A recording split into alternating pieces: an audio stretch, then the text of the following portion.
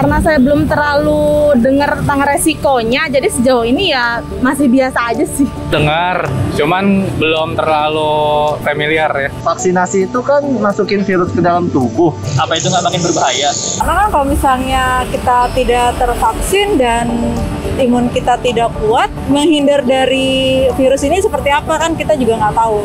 Masih sering bingung dengan informasi seputar vaksin? Apalagi dari pertanyaan-pertanyaan tadi, banyak juga nih yang bingung tentang aman tidaknya vaksin. Sampai ada isu yang tidak berkaitan sama sekali. Wajar, karena masih banyak warga yang seringkali menerima informasi tentang vaksin yang sumbernya tidak bisa dipertanggungjawabkan. Akhirnya, infodemik ini menyebabkan keraguan. Padahal, banyak sekali manfaat vaksin yang sudah kita ulas pada video-video sebelumnya. Jadi, penting ya untuk meluangkan sedikit waktu untuk mencari informasi yang valid di masa seperti sekarang ini. Budaya untuk mengecek sumber berita dan kebenarannya menjadi kunci. Sejak lebih dari 9 bulan pandemi ini berlangsung, sudah ada ribuan hoax tentang COVID-19. Beberapa di antaranya terkait dengan vaksin. Yang pertama, katanya vaksin mengandung bibit penyakit, jadi sama saja dengan membuat badan kita jadi sakit.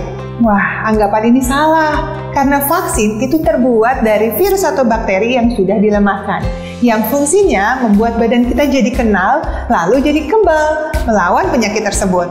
Hal ini tidak sama ya dengan membuat tubuh jadi sakit. Nah, berikut ini adalah beberapa jenis kandungan vaksin.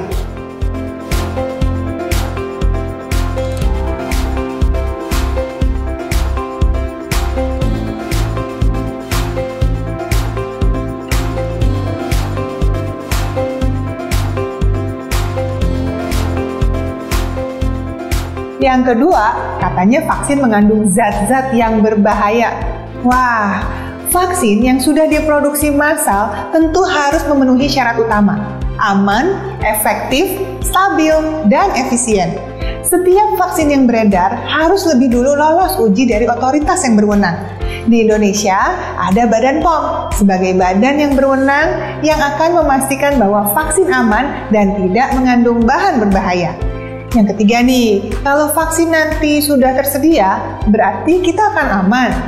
Vaksin memang salah satu cara agar kita bisa segera keluar dari pandemi ini. Kalau sudah tercipta kekebalan komunitas pada mayoritas penduduk dunia. Tapi perlu diingat bahwa vaksin itu bukan satu-satunya solusi untuk mencegah penularan COVID-19. Disiplin dan patuh terhadap protokol kesehatan juga penting dan efektif untuk menurunkan risiko penularan.